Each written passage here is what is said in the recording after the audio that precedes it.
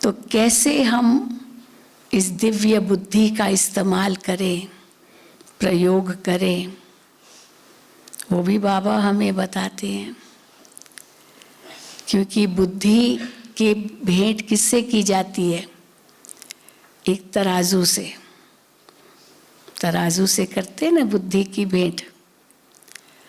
और तराजू में क्या होता है? 3 चीजें होती है। एक तो उसका कांटा होता है जो ऊपर की ओर जाता है, वर्टिकल।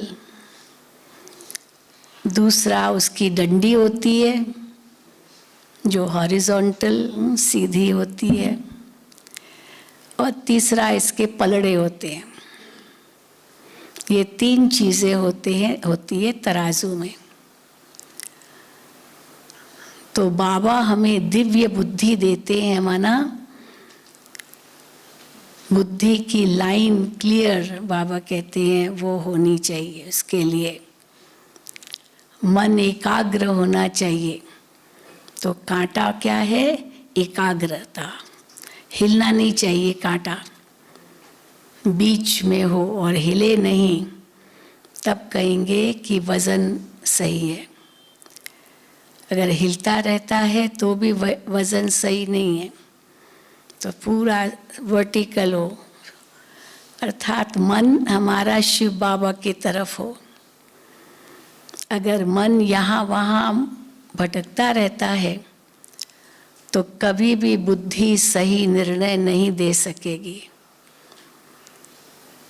और फिर डंडी सीधी, माना पक्षपात रहित। पक्षपात रहित। पक्षपात होता है ना, किसने मुझे कुछ दिया तो उसके प्रति बुद्धि चली गई, फिर उसका फेवर करेंगे, उसके हित में ही बोलेंगे चाहे वो कितना भी गलत हो। तो ये पक्षपात हो गया, क्योंकि स्वार्थ है। तो जहाँ स्वार्थ है वहाँ पक्षपात रहता है, निष्पक्ष नहीं हो सकते। पर मन अगर शिव बाबा में एकाग्र है तो बुद्धि निष्पक्ष हो जाती है। तो निष्पक्ष माना किसको महत्व देंगे? पलड़े। पलड़े क्या करते हैं? वजन बताते हैं। चाहे हम उसमें हीरा डालें या पत्थर डालें, वो केवल वजन बताएंगे बस, बाकी भाव नहीं बताएंगे, वजन। तो सही बुद्धि जो होगी, शुद्ध बुद्धि जो होगी, सद्बुद्धि जो होगी, दिव्य बुद्धि जो होगी, वो मूल्यों को महत्व देगी। मूल्यों को। वैसे दुनिया में हम देखते हैं, जुडिशियरी में हम देखते हैं ना, हाँ, कानून की दुनिया में,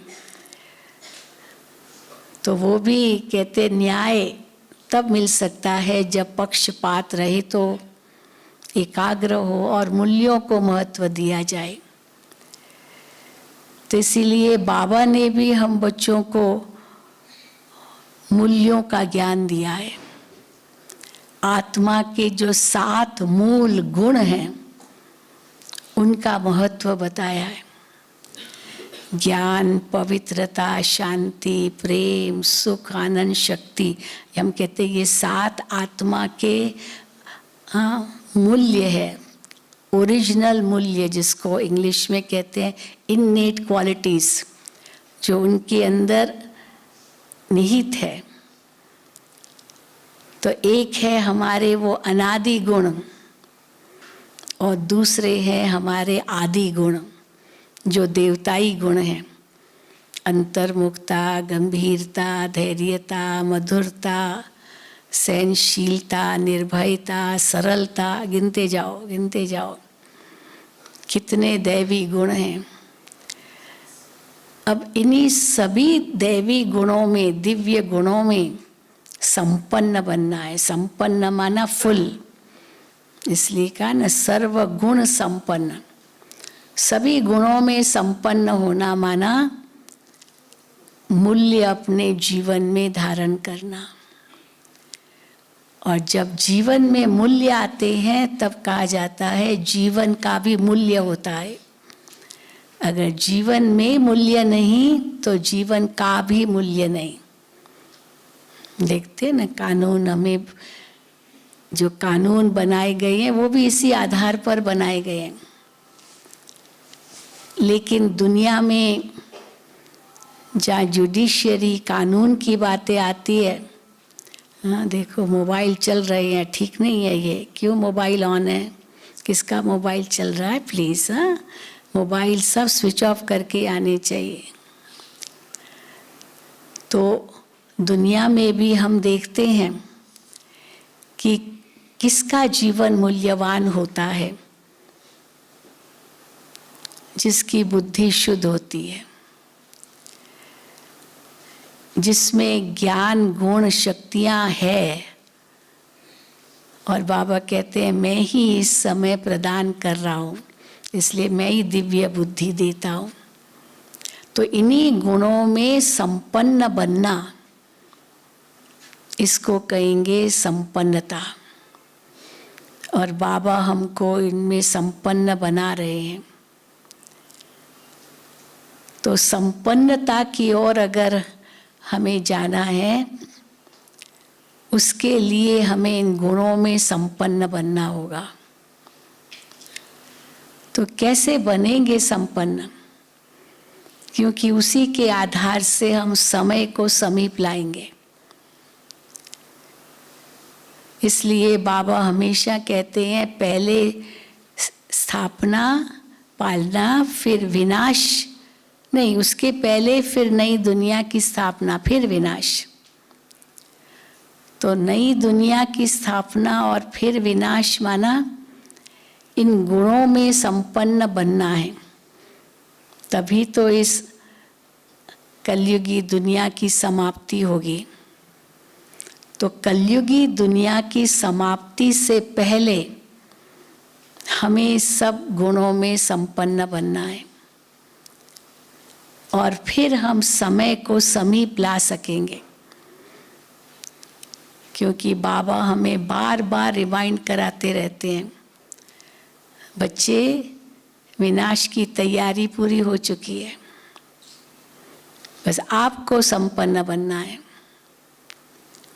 हाँ, एक बार मोहिनी बहन न्यूयॉर्क वाली अपना अनुभव सुना रही थी कि किसी ने उनसे पूछा, यूनाइटेड नेशंस की वो मेंबर है, तो यूनाइटेड नेशंस में उसको किसी ने पूछा कि आप समझते हो कि विनाश होगा, तो आप कोई उसकी डेट बता सकते हो? तो उसने बहुत सुंदर जवाब दिया। उसने कहा उस समय गोर्बाचोव थे, रशिया के जो यूएसएसआर के राष्ट्रपति, और अमेरिका के थे बुश होंगे, जो पहला वाला बुश था। तो उसने कहा विनाश कब होगा वो तो जो विनाश करने वाले उनसे पूछना होगा। गोर्बाचोव से पूछो या बुश से पूछो, पर स्थापना की डेट हम आपको बता सकते हैं। हमसे स्थापना की डेट पूछो, हम विनाश करने वाले नहीं हैं हम तो स्थापना करने वाले हैं। विनाश की डेट उनसे पूछो, क्योंकि उनके हाथ में बटन है। जब बटन दबाया मिसाइल अटैक्स चालू हो जाएंगे, उनके हाथ में है वो। तो उसके लिए हम लोग निमित्त नहीं हैं, परंतु हम स्थापना के निमित्त हैं। तो इसीलिए बाबा भी हमें कहते हैं कि बच्चे बाबा से डेट पूछते हैं, बाबा कब होगा विनाश? तो बाबा फिर जवाब में प्रश्न ही पूछते हैं, बच्चे आप तैयार हो? क्योंकि वो तो तैयार है। आज भी अगर कुछ हो जाए, अभी अभी न्यूज़ सुन रहे थे, अफ़गानिस्तान में तालिबान आ गया है, बड़े खतरनाक लोग हैं वो, पूरा देश उनके हाथ में, पाकिस्तान के नज़दीक है वो, नज़दीक। अगर उन जो हथियार है, जो मिसाइल्स है, अगर वो इनके हाथ में आ गया तो क्या होगा? क्या करेंगे? हाँ, वैसे ही सारा दिन बंदूक उठा के तो चलते ही हैं, दिखाते ना। पर अगर उनको उनके हाथ में ये बॉम्ब्स आ गए तो क्या करेंगे? अचार डालेंगे? हाँ, क्या करेंगे? हाँ, चलाएंगे। तो इसमें क्या करे होगा? उन अपना भी तो नाश करेंगे ना, ऐसे थोड़ी खाली दूसरों का नाश करेंगे। क्योंकि बाबा ने हमें ड्रामा का एक बहुत बड़ा राज समझा दिया है कि बाहुबल से कोई भी विश्व का मालिक नहीं बन सकता है। युद्ध के बल से, हथियारों के बल से, हिंसा के बल से कोई भी दुनिया का मालिक नहीं बन सकता है। सिकंदर के लिए कहते हैं ना, हाथ खाली गया, सोचा तो यही था दुनिया का मालिक बनूं। कितने आए यही सोचकर कि दुनिया का मालिक हम बनेंगे, पर हिंसा का रास्ता अपनाया, इसलिए उनका ही अंत हो गया। लेकिन अहिंसा के बल से, त्याग, तपस्या, सेवा के बल से, प्रेम के बल से सबका दिल जीतेंगे, तब हम विश्व के मालिक बन सकेंगे। तो इसीलिए बाबा ने हमें वही रास्ता अपनाने लिए कहा है। इसलिए हम बाबा कहते तुम क्या हो? डबल अहिंसक हो। काम कटारी चलाना भी हिंसा है, ये पहले थोड़ी पता था। हम तो यही समझते थे ना कि ये तो चाहिए तभी तो दुनिया चलेगी, क्योंकि समझा कि यही तरीका है संतान उत्पत्ति का। योग बल भी कोई तरीका है, ये तो पता ही नहीं था।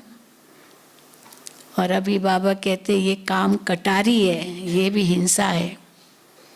काम और क्रोध ये नरक के द्वार है, क्योंकि हिंसा क्रोध से ही होगी, प्रेम से थोड़ी हिंसा होती है।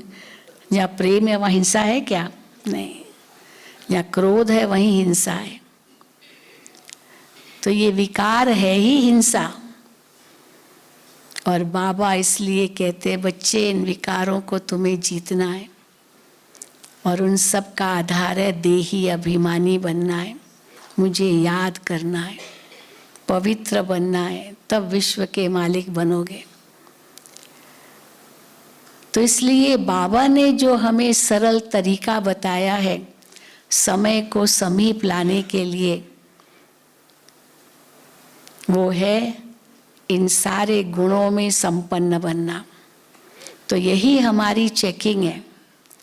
अब कौन से गुण की कमी है मेरे अंदर, कौन से गुण की कमी है, ये अगर रोज हमारी चेकिंग होगी तब हम संपन्नता की ओर जा सकेंगे। अगर वो कमी है तो उसको भरना है, कमी को भरना है। कमजोरी में शक्ति भरनी है। कमियां, कमजोरियां, अवगुण को निकालना है, क्योंकि सभी गुणों के अपोजिट में अवगुण है। और अवगुण ऐसे नहीं निकलेंगे जब तक गुण को नहीं भरेंगे। गुण को भरेंगे तब अवगुण निकलेंगे। अवगुण कोई चीज नहीं है, ये कमजोरी है। तो इसलिए बाबा जो हमें कहते हैं संपन्न बनना है, अर्थात सर्व गुणों में संपन्न बनना है। तो एक एक गुण मेरे अंदर कितने तक हैं, जैसे बाबा सागर है, हम उनके बच्चे मास्टर सागर हैं, तो उन समान हमें बनना है। क्योंकि समय को समीप लाने लिए जो महत्वपूर्ण योगदान जिनका होगा, वो तो एक तो प्रकृति है, और दूसरा बाबा कहते हैं जो तैयारी कर रहे हैं एडवांस पार्टी। और वो दोनों ही बाबा से पूछ रहे हैं, बाबा हम कब तक, कब शुरू करें अपना काम। क्योंकि प्रकृति ने एक बार हलचल शुरू की, और अगर पांचों तत्व एक साथ मिल गए हलचल करने के लिए तो कुछ बचेगा? अब सोचो। हम मिसाल देते हैं, जापान में जब सुनामी आया तो उस समय 3 तत्वों ने काम किया, 5 ने नहीं काम किया। अगर दूसरे 2 भी काम करते तो खत्म हो जाता सब कुछ। 3 कैसे तत्वों ने काम किया? सागर के नीचे धरती जो है वहाँ वो हिली तो भूकंप आया, तो धरती ने पहला काम किया भूकंप लाकर, और फिर सागर में उछल आई, क्योंकि भूकंप हुआ धरती में सागर के नीचे, और उछल आई और सुनामी हुआ। कितने लोग मारे गए। और फिर तो जल ने त्राही मचाई, पहले धरती ने, फिर पृथ्वी ने, फिर जल ने।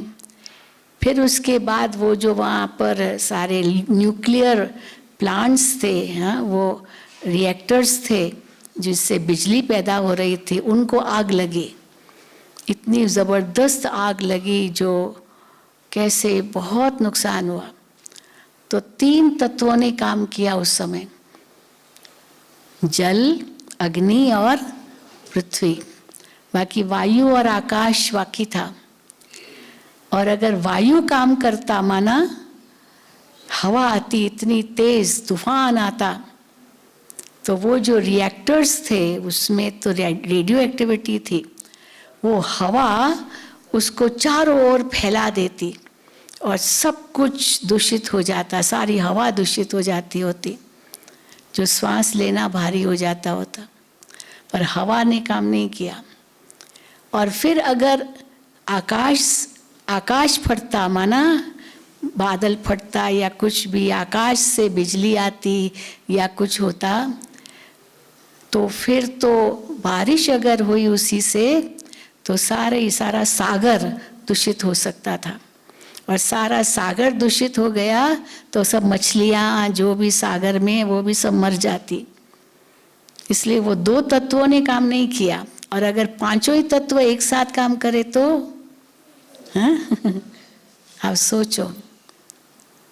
इसलिए फिर भी बच गए। जब बाबा यज्ञ में बच्चों के साथ थे तो 14 साल जो भट्ठी चली, उन 14 सालों में भी कितना बड़ा परिवर्तन आया। क्योंकि 36, 37 से लेके 50 तक ये 14 साल भट्ठी में थे। तो उन्हीं वर्षों में दूसरा विश्व युद्ध हुआ, 39 to 45, 6 साल तक विश्व युद्ध चला और लाखों लोग मारे गए उस विश्व युद्ध में, खास वो यूरोप में, लेकिन सब देश इन्वॉल्व थे उसमें। कितने लोग, लाखों मारे गए। भारत के भी कितने सैनिक मारे गए। तो 6 साल तक वो विश्व युद्ध चला।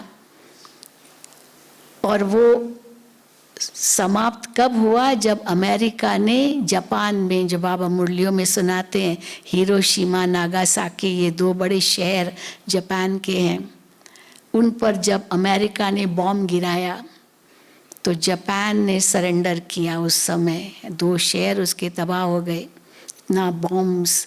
और वो तो छोटे बेबी 10 मेगाटन बॉम्ब्स कहते थे, बेबी बॉम्ब्स थे, बच्चे थे वो बॉम्ब्स। और अभी तो कितने हो गए हैं। तो सरेंडर किया अमेरिका, इंग्लैंड जीत गया, जर्मनी हार गया। बहुत इसका इतिहास है पूरा। तो जिस हिटलर ने समझा था मैं दुनिया को जीतूं, वो कहाँ जाकर उसकी मृत्यु हुई? एक टापू पर जाकर आत्महत्या कर ली, बस खत्म। ऐसे बताते हैं। तो हम देखते हैं कि जब उस समय ये हुआ ना, तो बाबा से पूछा गया कि बाबा क्या ये विनाश है, यही विनाश है? क्योंकि समाचार तो सुनते थे और बाबा के बच्चे तो भट्ठी में थे, एकदम सुरक्षित, जैसे बिल्ली के पुंगरे बाबा कहते हैं, सुरक्षित रहे। तो यही विनाश है। तो बाबा ने कहा नहीं बच्चे, ये तो रिहर्सल है, ये तो रिहर्सल है। फिर जब भारत स्वतंत्र हुआ, हिंदुस्तान पाकिस्तान बना, कितनी रक्त की नदियां बही, क्योंकि उथल पुथल सारा हो गया।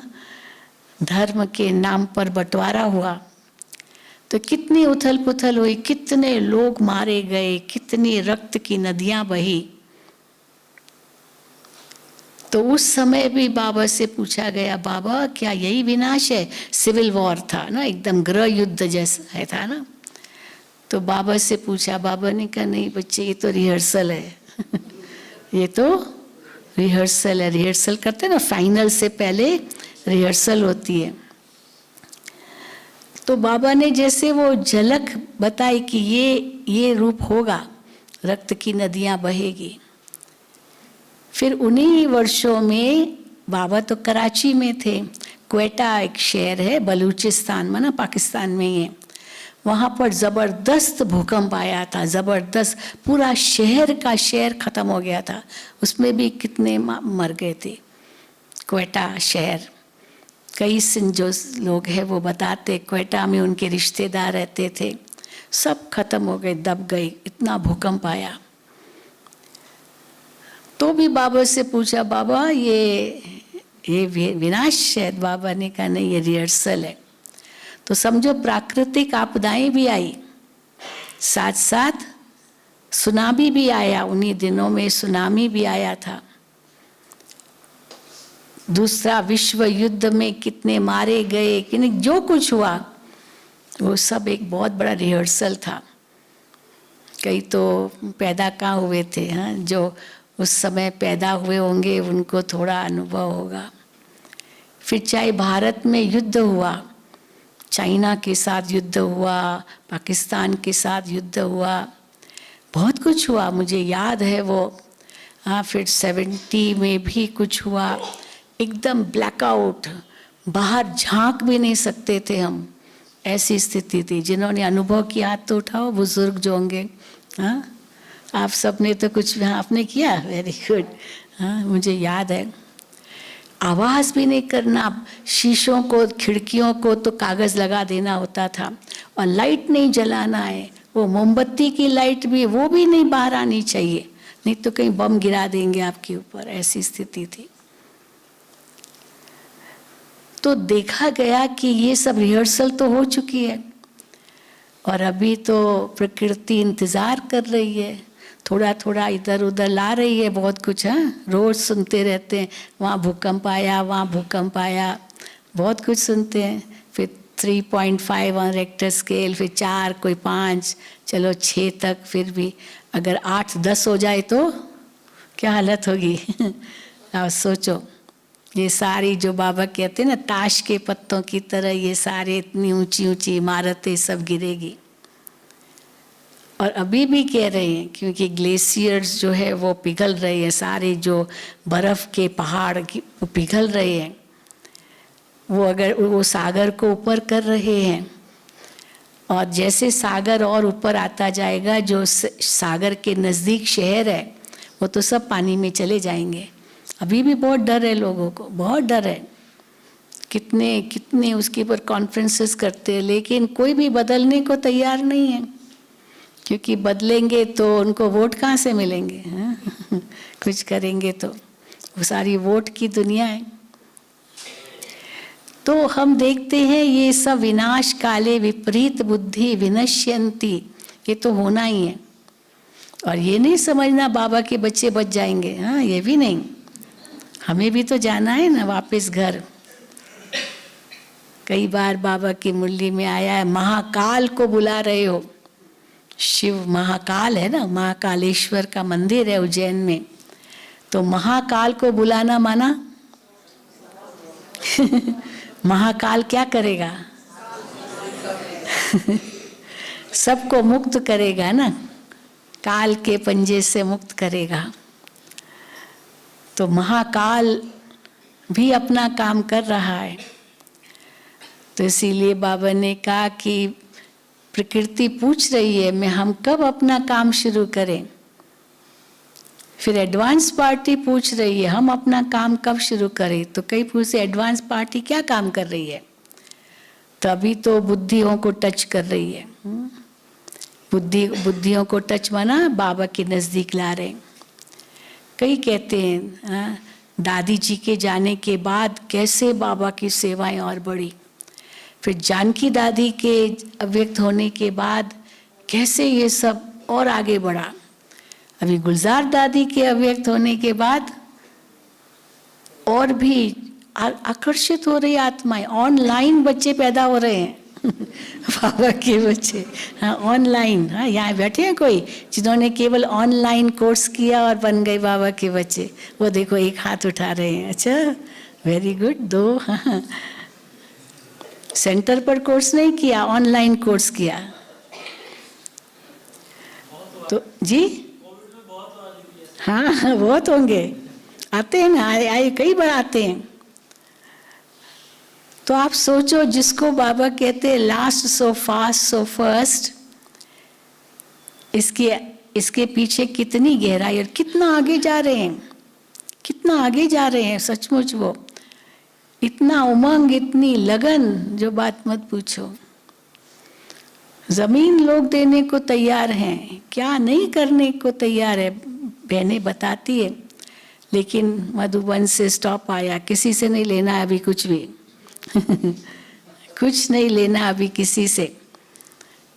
वो तैयार होंगे। बाबा ने एक बार मुरली में भी कहा था अंत में आएंगे, उनको पता है ना विनाश होना है तो ऑफर करेंगे। लेकिन बाबा तो बुद्धिवानों की बुद्धि है और वो तो बड़ा श्राफ है। मट्टा सट्टा करते हैं तो वो क्यों लेगा। फिर वापस तो करना पड़ेगा और काम तो आएगा नहीं। तो इसीलिए अभी तो बिल्कुल ऑर्डर आ गए हैं कि कुछ भी नहीं लेना है। कोई नया गीता पाठशाला नहीं खोलनी है। कुछ नया भी नहीं खोलना है। कुछ भी नहीं, बिल्कुल मना है। जो है उसकी पालना करो। तो इतनी इनविटेशंस आ रहे हैं ऑनलाइन क्लासेस के लिए। सारा दिन कितना चल रहा है। हम भी इसमें बहुत बिजी रहते हैं। देश विदेश का हमारा तो फिर विदेश भी है। हमको ना करना पड़ता भाई हम बिजी है का तो समय का भी बहुत अंतर होता है। आप एशिया में जाएंगे तो वहाँ तो वो आगे है ना, एशिया प्लस है। तो यहाँ का तो 6:30 होगा तो वहाँ पर 4 बजे होंगे सुबह के। कोई 4 बजे क्लास कराओ। हमने कहा भाई नहीं हम नहीं करा सकते। हाँ या तो वहाँ तो पर वहाँ का 6:30 है। वो टाइम तो एक्यूरेट राइट है उनका, पर यहाँ का तो फर्क है ना टाइम में। तो इसीलिए मुश्किल होता है। बहुत कहते हैं तो इसलिए बाबा कहते हैं वो एडवांस पार्टी तैयार है। एडवांस पार्टी का एक कार्य है सबकी बुद्धियों को टच करना, बाबा के नज़दीक लाना। और दूसरा कार्य है जो बाबा कहते हैं कि वो योग बल की संतान को जन्म देंगे। इतनी योग की कमाई की है तो वो भी तैयार है श्री कृष्ण को लाने के लिए। कई पूछते हैं श्री कृष्ण का जन्म हो चुका है। हम कहते हैं अभी तक जन्म कैसे होगा, क्योंकि ब्रह्मा ही सो श्री कृष्ण बनेगा। अभी वही वतन में इंतजार कर रहे हैं हमारा। हम घर जाएंगे तभी तो वो आएगा ना। और आज भी बाबा ने कहा तुम बच्चे खाली हाथ लगा के आओगे, तुरंत आओगे। क्योंकि सबसे जास्ती और सबसे पहले बिछड़ी हुई आत्माएं हम बच्चे। 9 लाख तो कम से कम चाहिए ना सतयुग के आदि के लिए। तो कौन जन्म देंगे, ये वही आत्माएं जन्म देंगी, योग किया योगी आत्माएं। तो योग बल से पैदाइश होगी, लेकिन उसके लिए पहले जाना तो होगा। तो अभी तक क्यों कहते नहीं श्री कृष्ण ने जन्म कहीं नहीं लिया है, क्योंकि पढ़ाई चल रही है, भगवान की पढ़ाई चल रही है, भले रिवाइज्ड है। साकार मुरलियाँ तो हम 50 साल से ऊपर से रिवाइज कर रहे हैं। अव्यक्त मुरलियाँ भी रिवाइज हो रही है।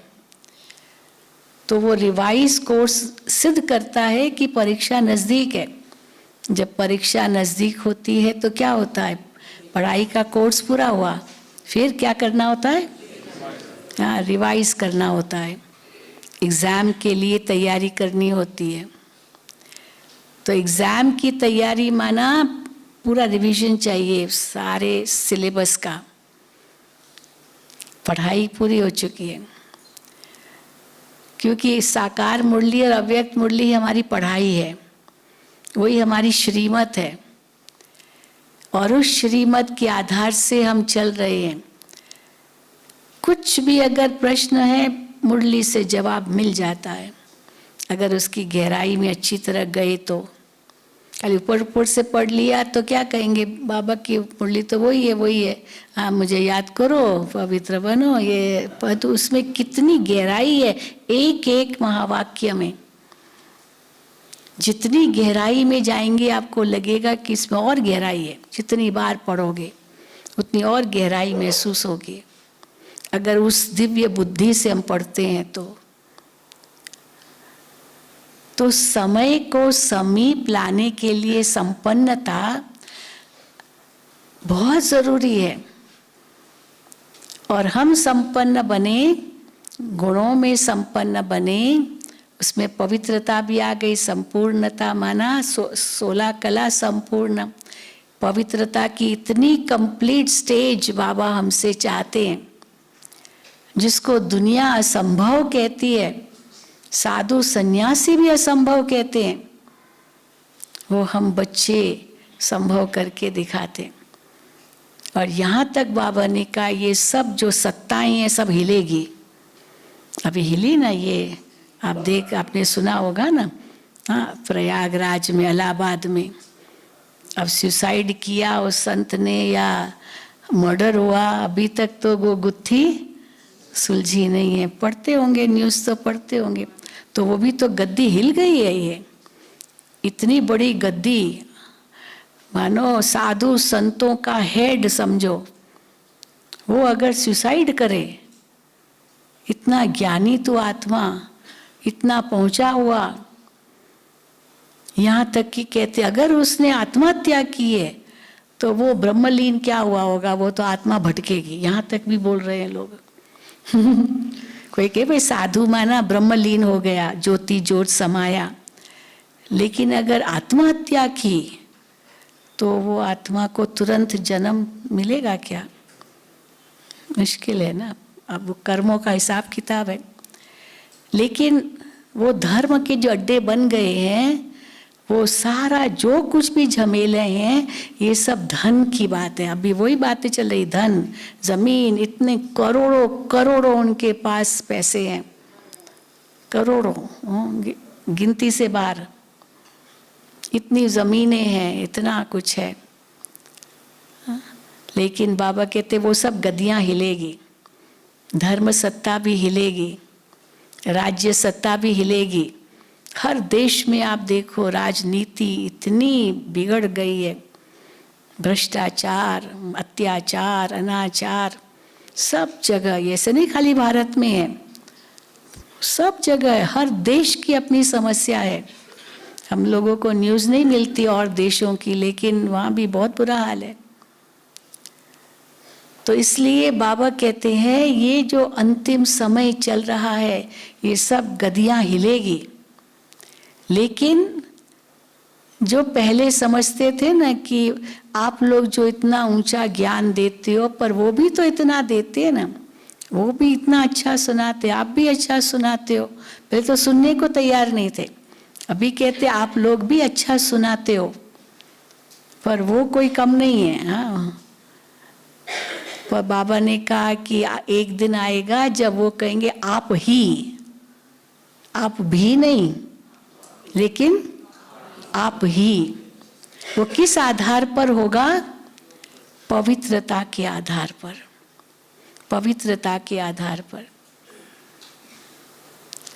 वो पवित्रता की शक्ति ही एक ऐसी स्थायी शक्ति बन जाएगी, इतनी शक्तिशाली स्थिति वो बन जाएगी जिसके आधार से कोई हिला नहीं सकेगा, जिसको अंगद के लिए कहते भाई उसका पैर कोई हिला नहीं सका।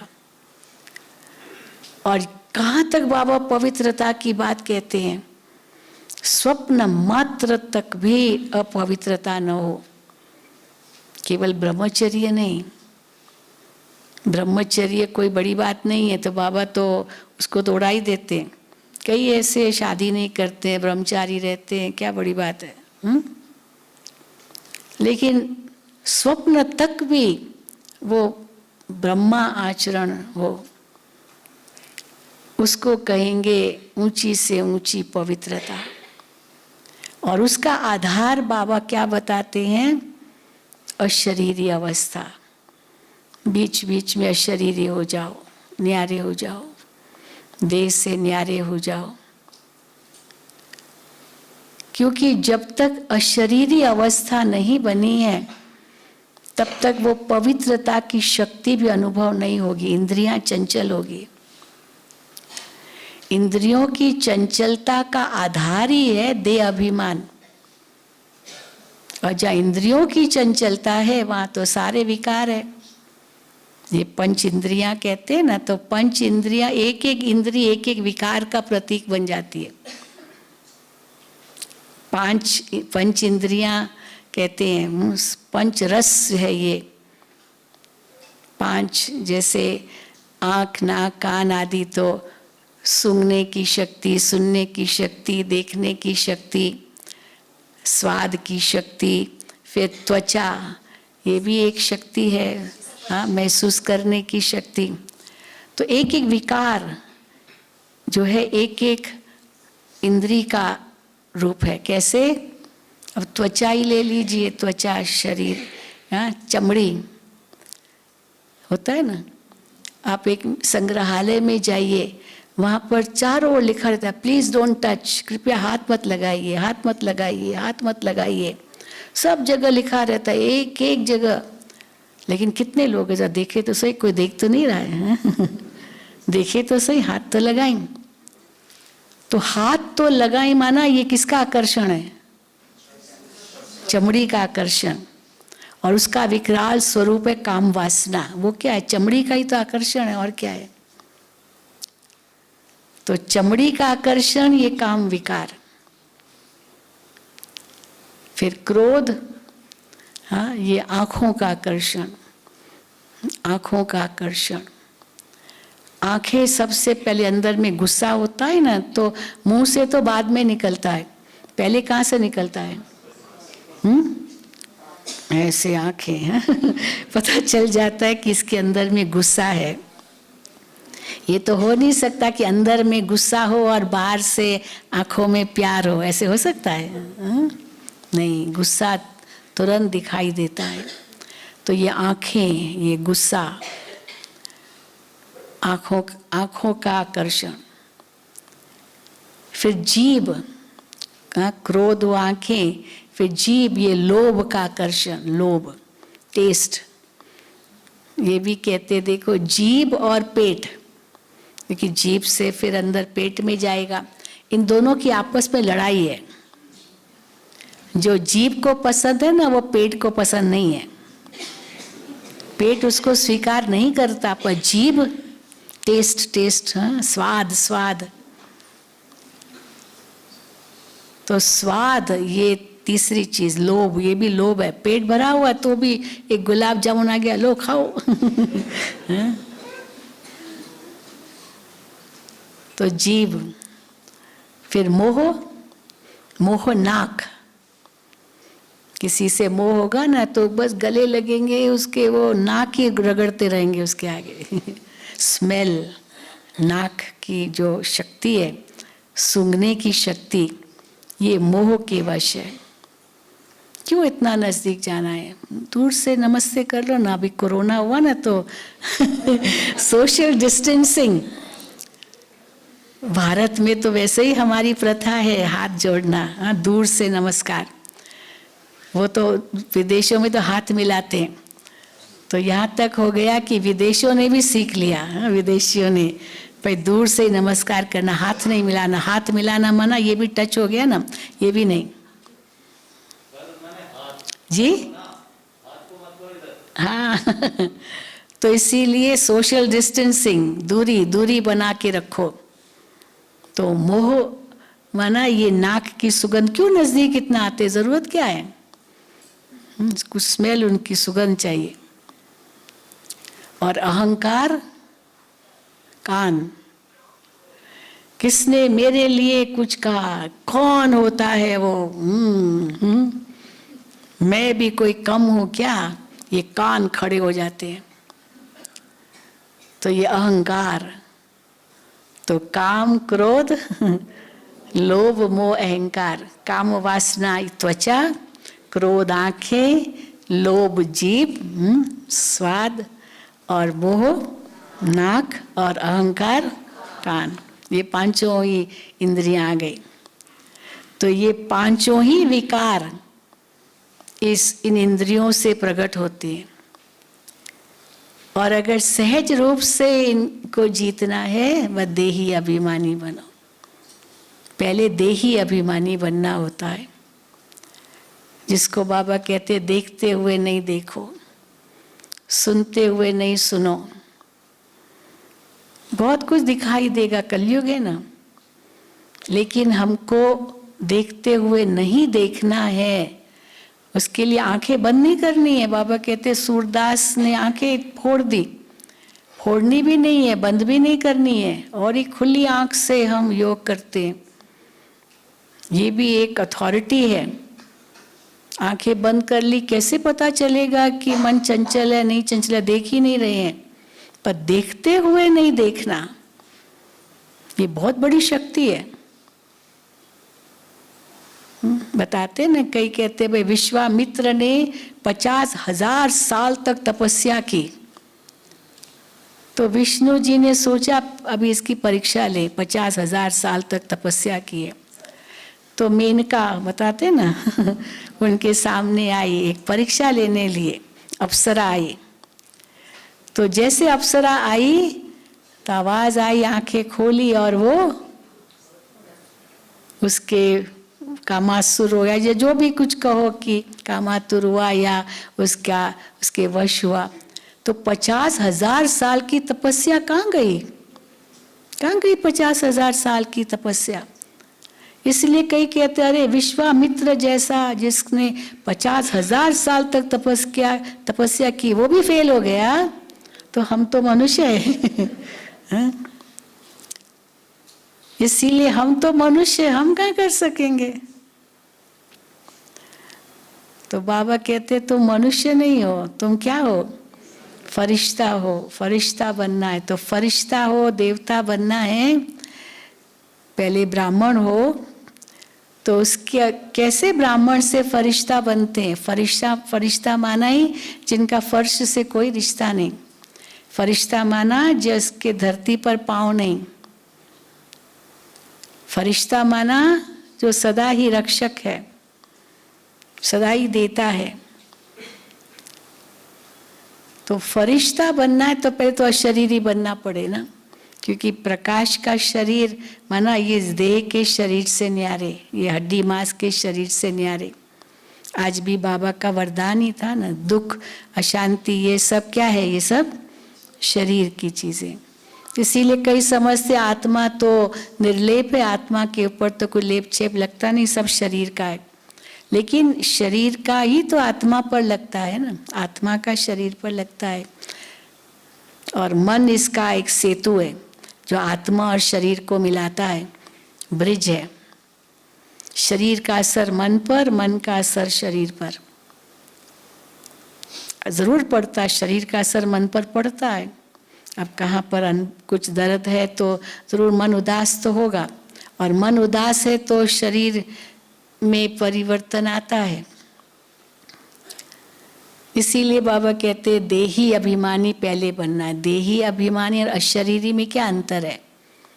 देही अभिमानी माना कर्म करते हुए भी मैं आत्मा इस देह द्वारा कर रही हूँ, करा रही हूँ, मैं आत्मा। इसलिए बाबा बार बार कहते आत्मा आत्मा।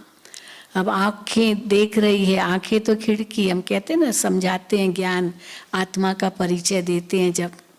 अब खिड़की खुली है, खिड़की तो नहीं देख रही है ना, खिड़की तो खिड़की है, वो खुद नहीं देख रही है, पर खिड़की से कोई और देख रहा है। तो आत्मा इन आंखों रूपी खिड़कियों से देख रही है। अब खिड़की बंद रखो, खुली रखो, नहीं देखना है आत्मा को, तो आत्मा न देखे, मालिक है। देखते हुए नहीं देखे, सुनते हुए नहीं सुने, कान तो खुले ही है। चलो आंखें तो बंद कर सको, कान को ऐसे हाथ से बंद करना पड़ेगा, नहीं तो कैसे बंद करेंगे। इसीलिए सुनते हुए नहीं सुनो, क्योंकि हम दूसरों को रोक नहीं सकते। किसको कहेंगे भाई गुस्सा मत करो, वो कहेगा करूंगा। तुम कौन होते हो बोलने वाले? करूंगा। ऐसे मत देखो, वो कहेगा देखूंगा। फिर चलो झगड़ा करो। इसलिए क्या करना है, रास्ता बदल दो, या देखते हुए नहीं देखो। वो जो कर रहा है उसका कर्म, मैं जो करूंगा वो मेरा कर्म बन जाएगा। वो कर रहा है इसलिए मुझे करना है। बाबा कहते बदला कभी मत लो, बदल के दिखाओ। तो देही अभिमानी स्थिति माना आत्मा अभिमानी स्थिति। हर कर्म में आत्मा इस देह द्वारा कर रही हूं, नहीं करना है न्यारी हो जाऊं। देखते हुए नहीं देखूं, सुनते हुए नहीं सुनूं, और इन इंद्रियों को हम शुद्ध बनाते जाएं। ये हाथ किसी को मारने के लिए नहीं है, ये हाथ तो आशीर्वाद देने के लिए। ये हाथ ये दुआएं देने के लिए है। ये हाथ किसी की सेवा करने के लिए है। ये हाथ दाता के हाथ है। इसलिए देवियों का हाथ या तो वरदानी हाथ दिखाते हैं, और या तो आशीर्वाद का हाथ जैसे दिखाते हैं। बुजुर्ग लोग सिर पर हाथ रखते हैं, तो ये आशीर्वाद का हाथ। और लक्ष्मी का हाथ कैसे दिखाएंगे? दाता का हाथ, धन निकल रहा है। तो या तो ऐसे, या तो ऐसे, या तो ऐसे। और ये ऐसे वो क्या है? आप देखेंगे भारत की जो संस्कृति है उसमें ऐसे है ही नहीं। और धर्मों में जाइए उसमें ऐसे है। हाँ, ऐसे ही सारा वो नमाज भी पढ़ेंगे तो कैसे करते हैं, या जो ऐसे मांगना। और भारत की संस्कृति दाता की संस्कृति, देने वाली, दाता बनो। तो और जितने भी धर्म है उन सब में मांगना है, और भारत की संस्कृति में देना है। तो ये भारत की हमारी संस्कृति है, भरपूरता की संस्कृति। कहीं भी आंख न डूबे। तो अंदर अगर भरपूर है तो बाहर आंख नहीं डूबेगी, उनको देखते हुए नहीं देखेंगे। दुनिया में बाहर क्यों डूबती आंख? क्योंकि अंदर खाली है, अंदर खाली है। कई बार जब हम कहते हैं ना अपने अंदर झांक के देखो, झांक के देखो, अंतर्मुखी बनना मन अंदर झांक के देखना। तो कई कहते हैं बहन जी बहुत डर लगता है अंदर झांकने में। क्यों डर लगता है? दो कारण बताते हैं। एक कारण ये है कि अंदर खाली है, अब खाली में क्या देखना। और दूसरा, इतनी नेगेटिविटी भरी पड़ी है, इतनी नेगेटिविटी भरी पड़ी है, जो अंदर कुछ पॉजिटिविटी होगी भी ना, अच्छी बात होगी भी ना, वो उसमें छिप जाएगी। जैसे कबर्ड है, कबर्ड के अंदर खूब चीजें भर दो, पूरा भर दो। अब उसमें अच्छी चीज भी होगी तो बेकार चीजें भी होगी।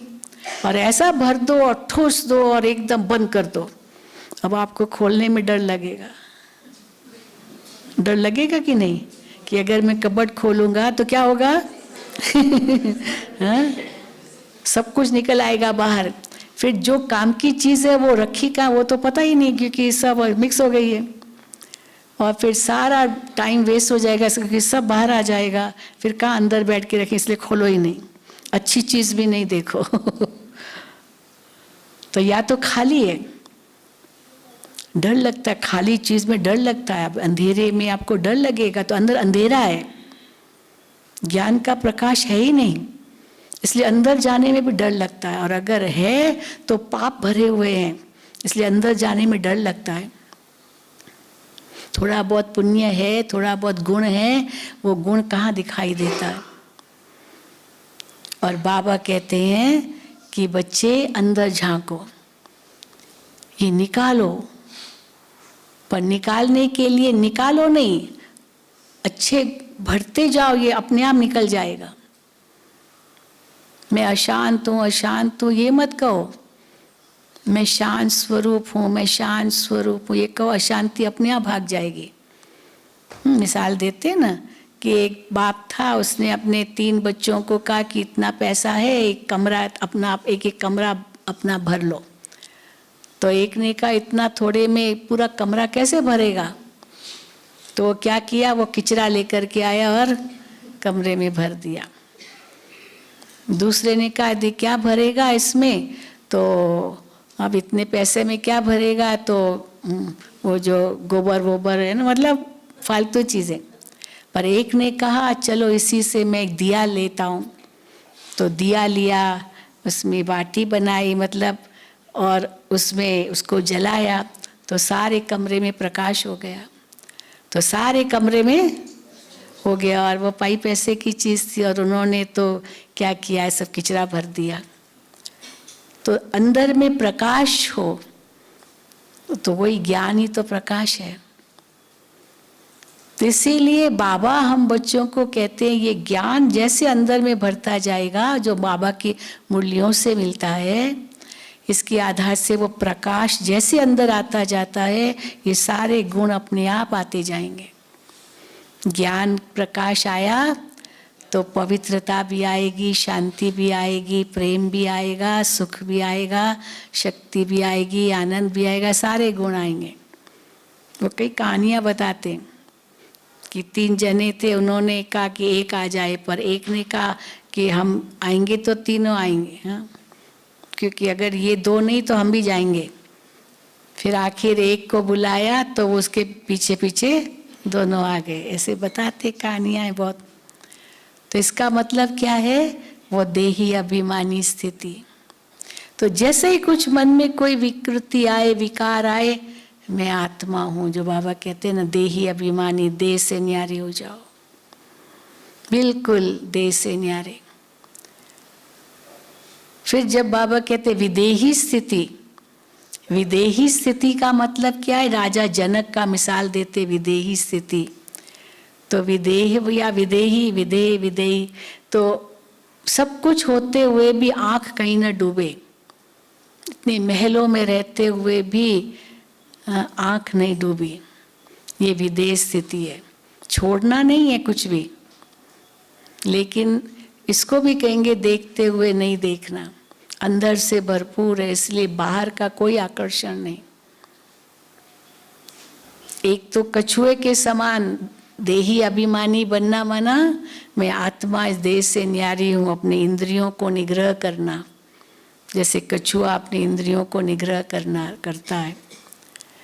फिर दूसरा विदेही अवस्था माना देखते हुए नहीं देखना, और अशरीरी अवस्था माना बिल्कुल इस देह से परे, आत्मा परम धाम में पहुंच जाए, बिंदु रूप बन जाए, बिंदु बाप के साथ मिलन मनाए।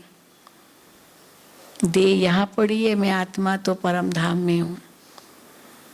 और देह अभिमानी मानी मैं आत्मा देह में हूँ, और देह में रहकर मैं आत्मा देह की इंद्रियों द्वारा कर्म कर रही हूँ, और विदेह स्थिति देखते हुए नहीं देख रही हूँ। और अशरीरी माना देह से न्यारी हो गई, मैं आत्मा परम धाम में बाबा के साथ बस। और ये जो स्थिति हमने बनाई, वास्तव में यही संपन्नता का आधार है। इसीलिए समय को समीप लाना है तो क्या करना होगा, इन सब गुणों में संपन्न बनना होगा। तो ये अवगुण, कमजोरियाँ, कमियाँ, खामियाँ, बाबा जो ये शब्द कहते हैं अवगुण, ये सब विकृतियाँ हैं, ये विकृतियां खत्म हो जाए, ये विकार, विकृति माना ही कोई विकार, कमजोरी ना, दीवार में दरार आती है तो क्या कहते हैं, विकार आ गया। तो कोई भी विकृति, कोई भी विकार, ये कमजोरी है। और कमजोरी को कैसे खत्म करेंगे, जब शक्ति भरेंगे। तो बस, और शक्ति कैसे भरेंगे, जब इतनी ऊंची सोच होगी हमारी, और वही बाबा हमें सिखाते हैं। तो चलिए अब हम इसका अनुभव करेंगे। बैठिए सब बिल्कुल